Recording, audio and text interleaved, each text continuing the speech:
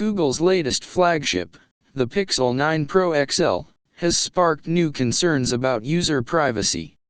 While it brings new AI tools and impressive specs, research has uncovered troubling issues related to data sharing and remote access. According to a recent research by Cybernews researchers, the Google Pixel 9 Pro XL frequently transmits private user data to the tech giant before any app is installed. The findings suggest that users may not have full control over their own device, raising questions about privacy and ownership.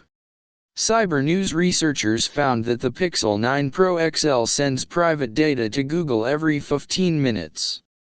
This happens before any apps are even installed on the device.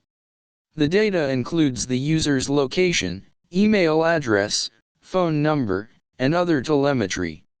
What's more concerning is that this happens even if GPS is turned off. In this case, the phone uses nearby Wi-Fi networks to estimate the location. Even more alarming, the Pixel 9 Pro XL appears to have some remote management tools that users aren't made aware of. The phone connects to Google servers to request updates for experiments and configurations.